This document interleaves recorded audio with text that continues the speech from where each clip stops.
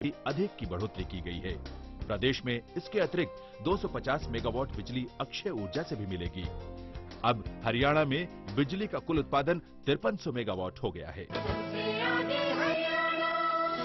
ऐसा घर आपने नहीं देखा होगा, संभाल के पोछा मारा अभी। आइए, वो भाई साहब ये देखिए हॉल, ये देखिए चिल्ड्रंस रूम, देखिए कितना बड़ा है। आपके बच्चे खेलते खेलते थक जाएंगे। हो गया, मजे ले लिए। आइए। और यह है बेडरूम, इसकी खिड़की से तारे दिखते हैं, तारे। आपको क्या लगा प्रॉपर्टी डीलर हुआ? अरे आपको अपना घर दिखा रहा था। Pearls infrastructure. हम जानते हैं कि घर अरमान, उम्मीदों और सपनों का बना होता है, तभी तो हम घर बनाते हैं, जिंदगियां बनाते हैं। अक्षय बाथरूम कब धोगे? आज संडे है ना। हमारा हरियाणा विद्यामृतम् शारदा नमन् विद्यामृतम् बढ़ते कदम खुल रहा राजीव गांधी शिक्षा का शहर उठ रही हरियाणा में शिक्षा की लहर अंतर्राष्ट्रीय शिक्षण संस्थान भी अब होंगे यहाँ IIT दिल्ली का हाँ कैंपस भी होगा यहाँ खुलेंगे विश्व स्तर के विश्वविद्यालय जहाँ छात्र गुणवत्ता परक शिक्षा पाएंगे। मेडिकल आर्किटेक्चर लॉ और अन्य उच्च शिक्षा के कॉलेज होंगे। हरियाणा में गूंजा शिक्षा का शंखनाद है। विश्व का सबसे बड़ा एजुकेशन कैंपस है आ रहा सोनीपत राई में, जहां 1.5 लाख छात्र पढ़ेंगे पढ़ाई में। सोनिया गांधी मनमोहन सिंह की रहनुमाई में, भूपिंदर सिंह हुड्डा की अगुवाई में कर रहा तरक्की हरियाणा, छू रहा बुलंदी हरियाणा। हरियाणा मेरी शान, हरियाणा मेरी आन, हरियाणा मेरा महान। बढ़ रहे हैं ये कदम, हरियाणा है नंबर 1। बढ़ रहे हैं ये कदम, हरियाणा है नंबर 1। नए लक्ष्य, नए कीर्तिमान, हो रहा है आधुनिक हरियाणा का निर्माण।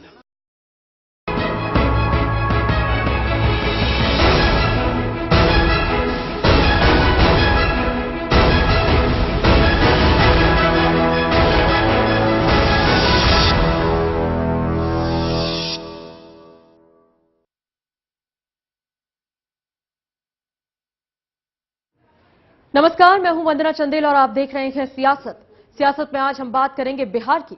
बिहार को विशेष राज्य का दर्जा लेने के लिए नीतीश के संघर्ष की। आखिर क्या है इन सब के मायने?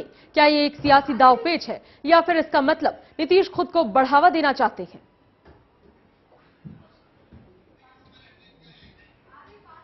इसी के साथ सबसे पहले नजर डालते हैं इस वक्त की हेडलाइंस पर।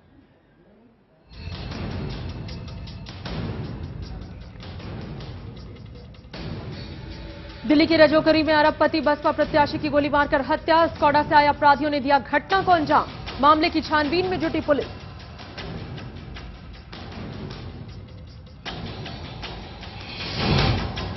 दिल्ली के कड़कड़डूमा मेट्रो स्टेशन के पास एक युवक ने पत्नी और ससुर को मारी गोली। पत्नी की मौत, ससुर गंभीर हालत में अस्पताल में भर्ती। कांग्रेस युवराज राहुल गांधी के मनाही के बाद भी नहीं रुक रही चाटुकारिता। महासचिव दिग्विजय सिंह का बयान, कहा राहुल गांधी को प्रधानमंत्री बनने से परहेज नहीं।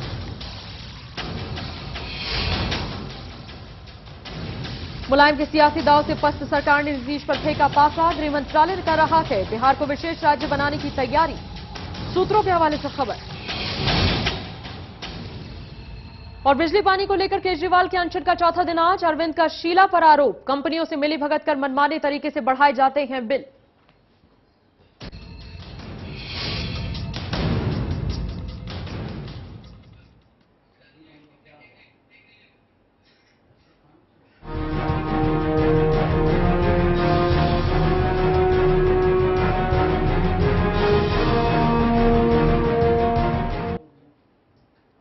तो कांग्रेस अब नीतीश पर डोरे डाल रही है और ऐसा क्यों हो रहा है ये समझना बहुत मुश्किल नहीं है। हाल के दिनों में मुलायम सिंह यादव ने जिस तरीके से कांग्रेस से पल्ला झाड़ने की कोशिश की, एनडीए के लिए अपनी नजदीकियां दिखाना शुरू किया, उसके बाद कांग्रेस अब विकल्प तलाश रही है। वो नहीं चाहती कि यूपीए कमजोर हो या समय से पहले सरकार गिर जाए और इसका एकमात्र विकल्प, एक मजबूत विकल्प, एक बड़ा दावेदार इस वक्त अगर सरकार को कोई नजर आ रहा है तो वो है नीतीश कुमार, बिहार के मुख्यमंत्री। नीतीश की मुहिम का असर, विशेष राज्य के बहाने नीतीश पर कांग्रेस डोरे डाल रही है। नरेंद्र मोदी से नीतीश की नाराजगी का फायदा अब कांग्रेस उठाने की कोशिश कर रही है। वो कामयाब होगी या नहीं, लेकिन कोशिश जरूर हो रही है। इससे पहले ही नीतीश कह चुके थे कि जो भी विशेष राज्य का दर्जा देगा 2014 में हम उसे समर्थन देंगे, चाहे फिर वो यूपीए सरकार को या एनडीए सरकार। क्या बिहार को विशेष राज्य का दर्जा मिलेगा, ये एक बड़ा सवाल है और विशेष राज्य के दर्जे के बहाने नीतीश अपनी राजनीति तो चमकाएंगे ही, लेकिन कांग्रेस उनको अपने खेमे में लाने की कवायद में पूरी तरह से जुटी हुई नजर आ रही है। गृह मंत्रालय अब इस तैयारी में है कि इस पर सोच विचार हो, कुछ चिंतन मनन हो, यानी कि अब अगर विचार होगा, इस पर विमर्श होगा और सोच की बात चली है तो कहीं ना कहीं इस सोच को अंजाम तक पहुंचाने की भी कोशिश होगी।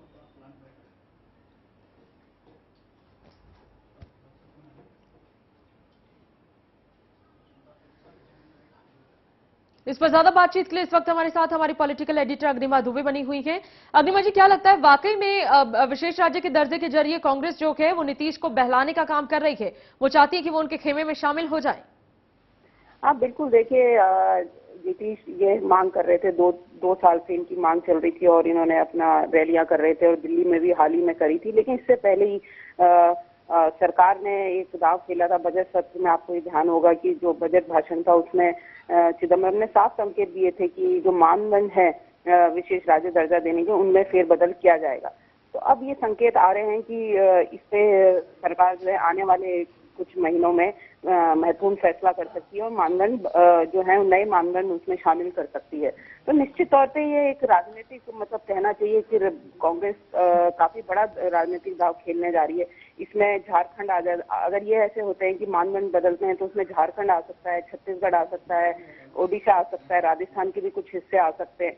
बल्कि इससे आगे बढ़कर फाइनेंस कमीशन भी ये विचार कर रहा है कि जहां ज्यादा कर्ज वाले जो स्टेट हैं उनमें जैसे वेस्ट बंगाल, केरला, पंजाब, इनको भी कुछ रिलीफ दिया जा सकता है। तो कांग्रेस ने ऐसा लग रहा है खासकर यूपी सरकार ने एक बड़ी रणनीति के तहत ये फैसला करने जा रही है।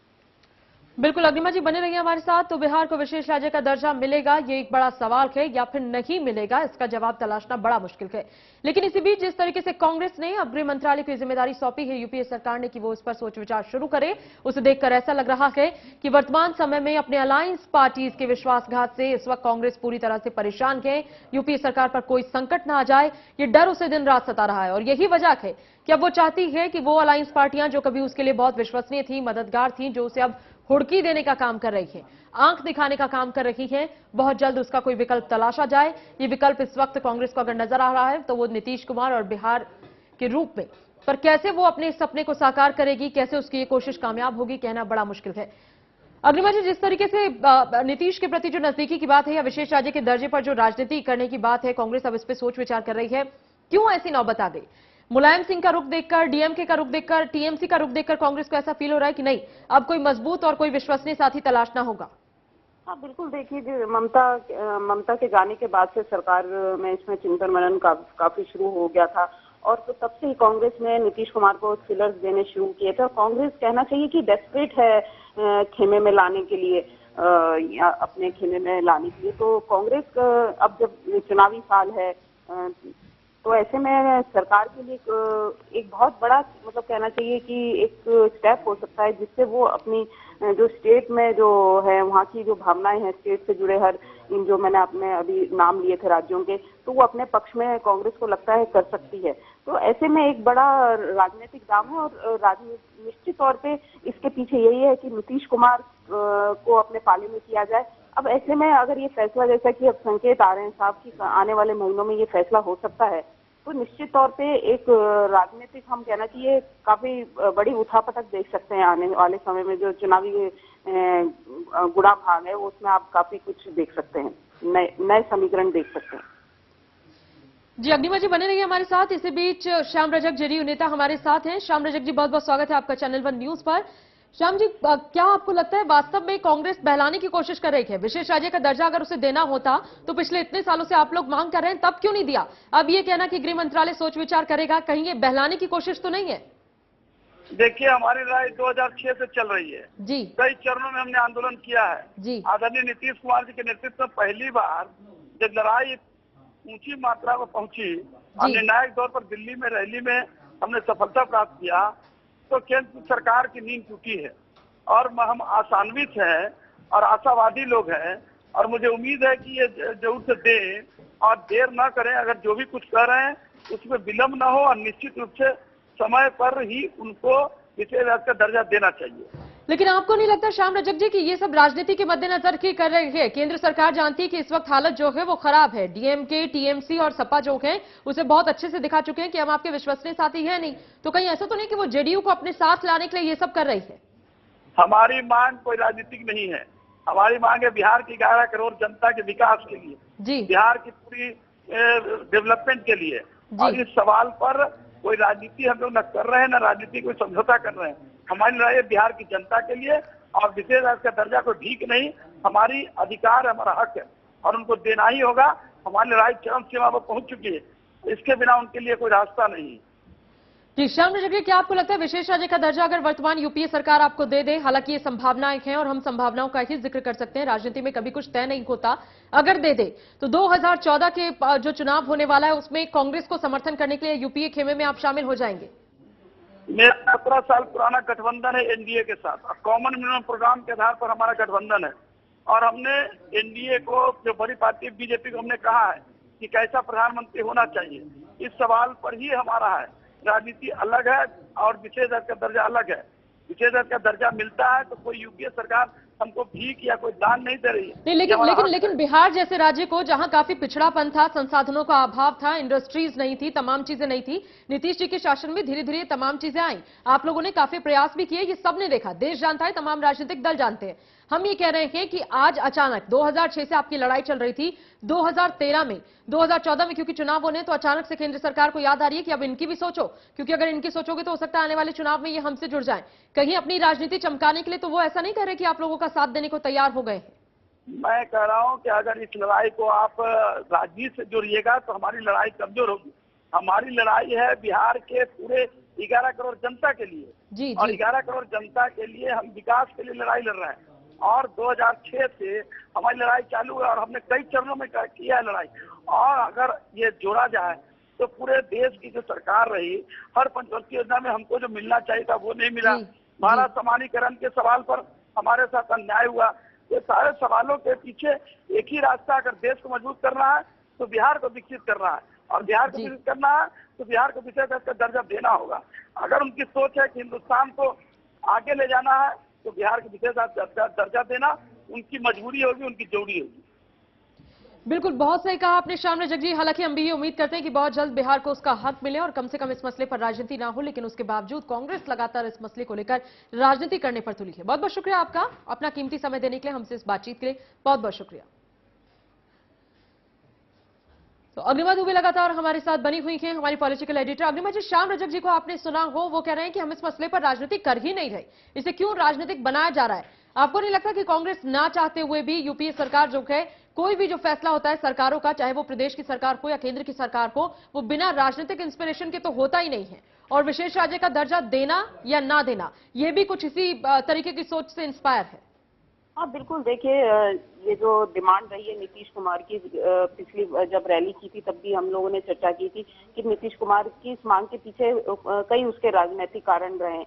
एक तो वो किस मुद्दे से चुनाव में जाएंगे आने वाले समय में, तो उसके लिए उन्होंने ये टारगेट करके इस तरह का पूरा विशेष दर्जा देने की मांग उन्होंने की थी। अगर दर्जा मिलता है तो भी उनकी जीत मानी जाएगी, नहीं मिलता है तो इस चीज को लेके वो जनता के सामने जा सकते हैं। तो ऐसे में कांग्रेस ने ये जो एक, मैं फिर कहूंगी कि बहुत बड़ा राजनीतिक दांव खेला है। हालांकि अब इसमें जो कह रहे हैं कि बीजेपी की प्रतिक्रिया आई है, काफी सधी हुई आई है, वो कह रहे हैं कि हम पिछड़े नहीं हैं, लेकिन हम वंचित हैं बहुत सारी चीजों से, तो हमें वो जो वंचित हैं वो चीजें दी जाएंगी, हम पिछड़े नहीं हैं।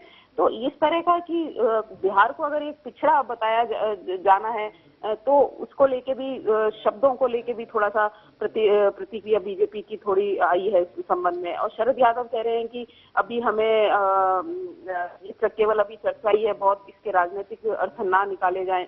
लेकिन बात वही है, राजनीति नीतीश कुमार भी खेल रहे हैं, राजनीति यूपीए सरकार भी खेल रही है। ऐसे में ये देखना है, और मुझे ऐसा लगता है कि सरकार ने जब एक कदम उठा लिया है कि और ऐलान किया था बजट उसमें कि हम बदलेंगे, तो मेरा अपना मानना है कि आने वाले समय में सरकार इस पर जरूर कुछ ना कुछ कदम उठाएगी, क्योंकि इसमें कोई एक केवल बिहार का मसला नहीं है। जैसे मैंने नाम लिए झारखंड, छत्तीसगढ़, उड़ीसा, ये सब उड़ीसा और राजस्थान के भी कुछ हिस्से हैं।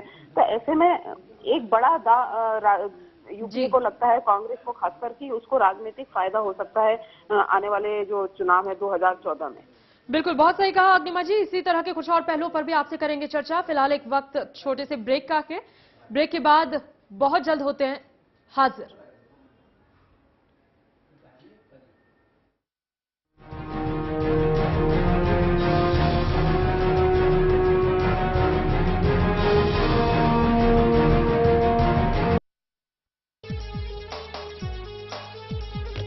भूपेंद्र सिंह हुड्डा ने सदा सच का साथ निभाया है, झूठे वादे नहीं किए, नहीं जनता को बहकाया है, बिन वादा किए बिजली बिलों को करके माफ दिखाया, जनता की भलाई में मजबूत कदम उठाया है, जनता की भलाई में मजबूत कदम उठाया है। किसानों की पीड़ा को समझते हुए मुख्यमंत्री ने दूसरे नेताओं की तरह कोरे आश्वासन नहीं दिए, बल्कि किसानों की टीस का एहसास करते हुए प्रदेश में ग्रामीण क्षेत्रों में रहने वाले लोगों के 1600 करोड़ रुपए के बकाया बिजली के बिलों की माफी करके एक मजबूत कदम उठाया है। और देश में ये अपने किस्म की पहली मिसाल है। मेरे कारोबार में देरी के लिए कोई जगह नहीं, तो देश की तरक्की में देरी कैसी है? इसलिए मैं समय पर सही सेवा कर चुकाता हूँ। Enhancing beauty is my profession, but I also contribute to beautify my nation. I pay my service tax. Do you pay? मैं सर्विस टैक्स भरदा हां, तुसी भी भरो ते मुल्क की तरक्की में अपना हिस्सा पाओ। हमारा बढ़ता कारोबार बने देश की प्रगति का आधार। समय पर सही सेवा कर चुकाए। 3 लाख तक अधिग्रहण की 1 एकड़ की राशि थी, किसानों के लिए धरती की ये कीमत जरा सी थी, भूपेंद्र सिंह हुड्डा ने इसे 72 लाख तक बढ़ा दिया, 33 साल तक दे रॉयल्टी, किसान शिखर पे चढ़ा दिया, 33 साल तक देकर रॉयल्टी, किसान शिखर पे चढ़ा दिया। वर्तमान हरियाणा सरकार के आने से पहले किसान भाइयों की जमीन का अधिग्रहण कौड़ियों के भाव लगभग 2 से 3 लाख रुपए प्रति एकड़ के हिसाब से किया जाता था।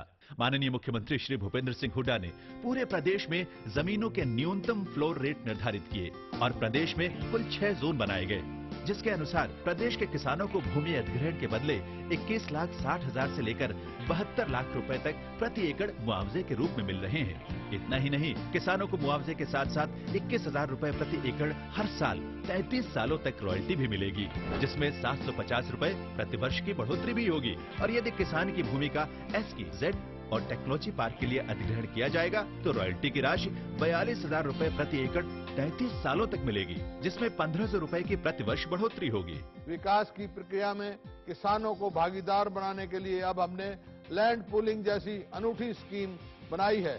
इस स्कीम में यह इंतजाम किया गया है कि जिस किसान की भूमि का अधिग्रहण होता है वह या तो मुआवजा ले सकता है या मुआवजे की एवज में विकसित भूमि ले सकता है। Hi, this is me Karan Johar, wishing everyone a very happy, prosperous but a safe Holi without water this year. It's important to us. Thank you. I wish you all a very, very happy Holi. Happy Holi. Channel 1 के दर्शकों को very Holi. KK Menon, lemon TV और channel 1 को बहुत बहुत शुभकामनाएं होली के लिए। Play a safe, nice Holi और सुखी होली। भर से भीगे चुनर वाली रंग भर से, ओ रंग भर से भीगे चुनर वाली रंग भर से।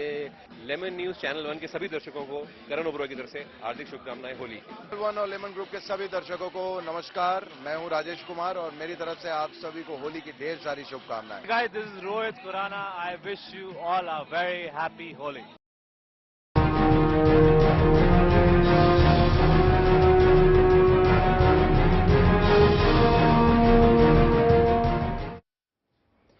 ब्रेक के बाद एक बार फिर आप सभी का बहुत बहुत स्वागत। और हम लगातार चर्चा कर रहे हैं कि आखिर कौन अब नीतीश पर डोरे डाल रहा है।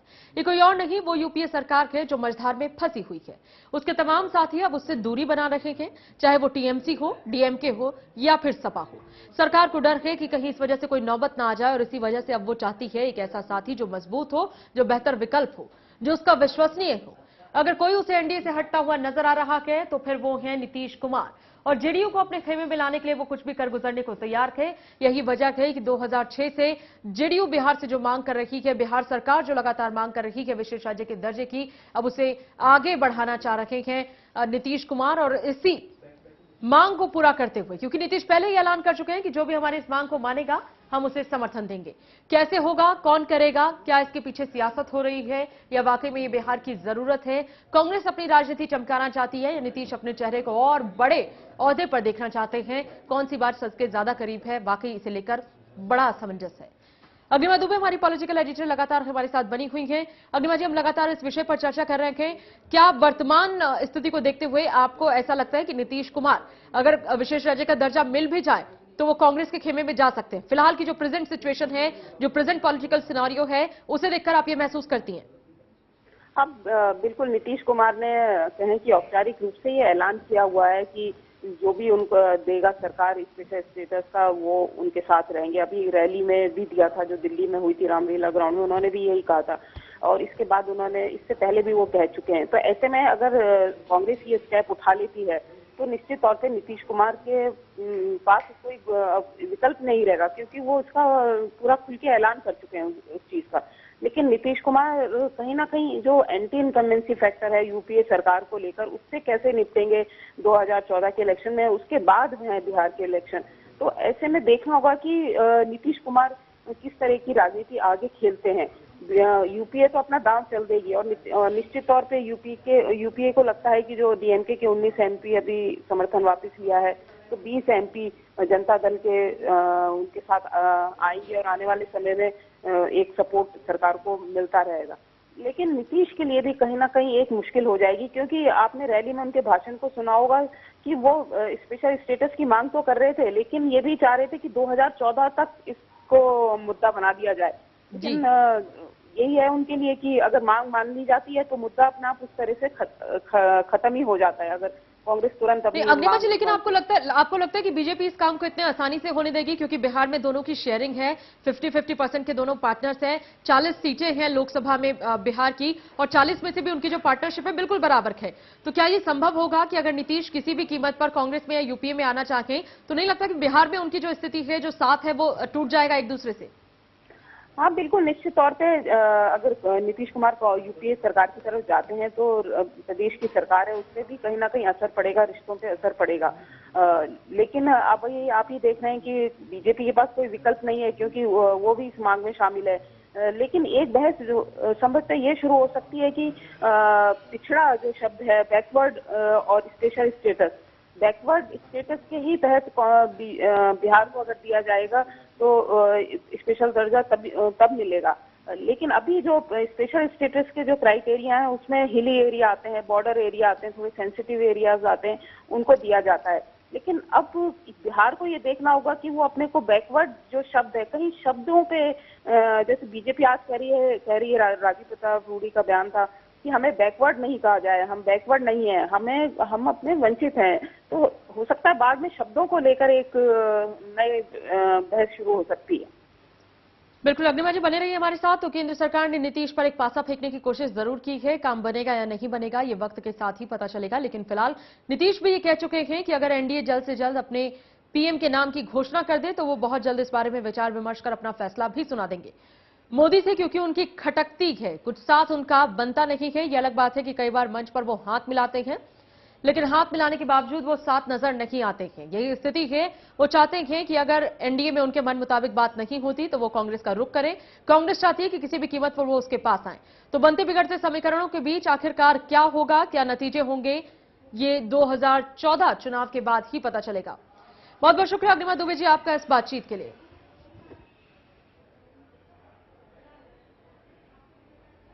इसी के साथ बुलेटिन में फिलहाल इतना ही। आप देखते रहिए चैनल 1 न्यूज।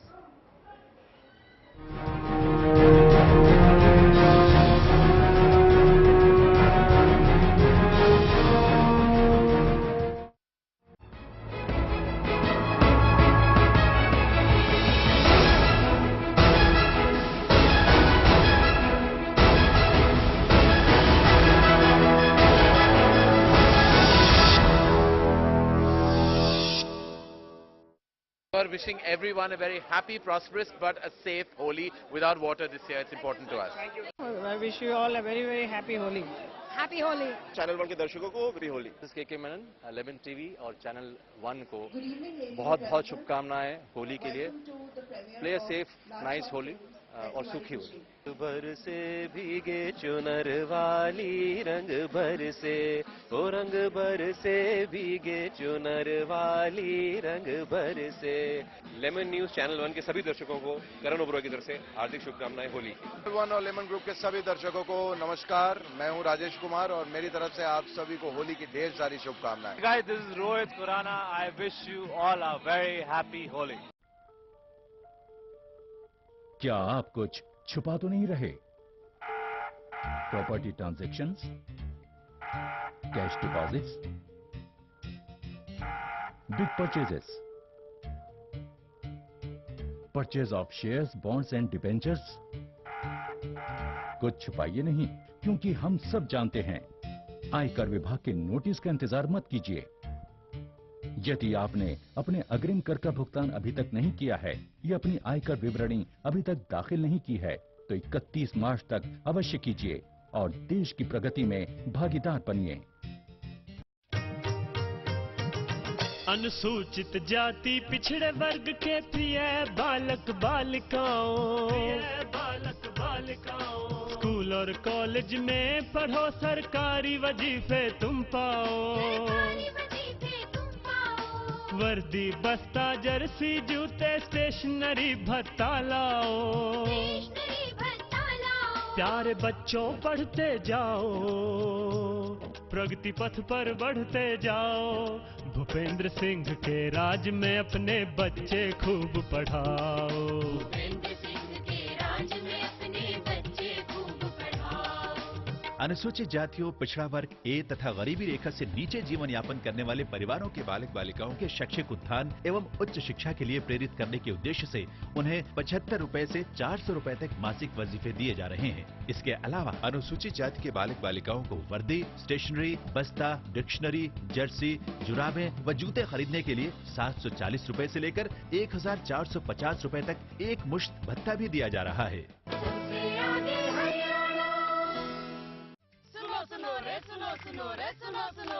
हमने केबल टीवी का सेट टॉप बॉक्स लगवाया और दिल डिजिटल हो गया। Fantastic picture quality. सैकड़ों चैनलों में से अपनी पसंद के चैनल चुने, रेट कार्ड के हिसाब से पेमेंट करें। सोचोगे तो सोचते ही रह जाओगे। 31 मार्च के बाद 15 राज्यों के 38 शहरों में बिना सेटअप बॉक्स के कोई भी केबल टीवी नहीं देख पाएगा। लाखों परिवारों ने सेट टॉप बॉक्स लगवाया, अब आपका नंबर आया। सेट टॉप बॉक्स लगवाएं, डिजिटल हो जाएं। मेरे कारोबार में देरी के लिए कोई जगह नहीं, तो देश की तरक्की में देरी कैसी? इसलिए मैं समय पर सही सेवा कर चुकाता हूँ। Enhancing beauty is my profession, but I also contribute to beautify my nation. I pay my service tax. Do you pay? मैं सर्विस टैक्स भरदा हाँ। टीवी फरोख्त ते मुल्क की तरक्की में अपना हिस्सा पाओ। हमारा बढ़ता कारोबार बने देश की प्रगति का आधार। समय पर सही सेवा कर चुकाए। नर्मदा, शिप्रा या बस्तर का विस्तार, सांची का स्तूप हो या महाकाल का दरबार, भोज का भोपाल हो या हो खजुराहो का शिल्प, हम हैं भारत के हृदय प्रदेश। यहाँ क्या कुछ हो रहा है विशेष? देखिए MPCG विशेष, सिर्फ चैनल 1 न्यूज पर। ऐसा घर आपने नहीं देखा होगा। संभाल के पोछा मारा अभी। आइए। ओ भाई साहब, ये देखिए हॉल, ये देखिए चिल्ड्रंस रूम, देखिए कितना बड़ा है। आपके बच्चे खेलते खेलते थक जाएंगे। हो गया, मजे ले लिए। आइए। और यह है बेडरूम, इसकी खिड़की से तारे दिखते हैं। तारे। आपको क्या लगा प्रॉपर्टी डीलर हूँ? अरे आपको अपना घर दिखा रहा था। Pearls infrastructure. हम जानते हैं कि घर अरमान, उम्मीदों और सपनों का बना होता है, तभी तो हम घर बनाते हैं, जिंदगियां बनाते हैं। अक्षय, बाथरूम कब धोगे? आज संडे है ना। पेश है जादू। पापा, जादूगर से बोलिए ना कि केबल के सिग्नल्स को ठीक कर दे। आ गया और देता हूँ एक आवश्यक सूचना तुम्हें और तुम्हारे केबल ऑपरेटर को। जी हाँ, सरकार ने डिजिटाइजेशन प्रक्रिया शुरू कर दी है और 31 मार्च 2013 से इन 15 राज्यों के 38 शहरों में ये प्रक्रिया लागू हो रही है। इसलिए सेट टॉप बॉक्स लगाना हो गया है अनिवार्य। सेट टॉप बॉक्स से मिलेंगे डिजिटल सिग्नल्स, जिससे सभी चैनल्स की क्वालिटी होगी बेहतरीन। इसलिए आज ही अपने केबल ऑपरेटर को बुलाओ और सेट टॉप बॉक्स लगवाओ। डिजिटाइजेशन अपनाओ, ढेरों फायदे पाओ। क्या आप कुछ छुपा तो नहीं रहे? Property transactions, cash deposits, big purchases, purchase of shares, bonds and debentures. कुछ छुपाइए नहीं, क्योंकि हम सब जानते हैं। आयकर विभाग के नोटिस का इंतजार मत कीजिए। यदि आपने अपने अग्रिम कर का भुगतान अभी तक नहीं किया है या अपनी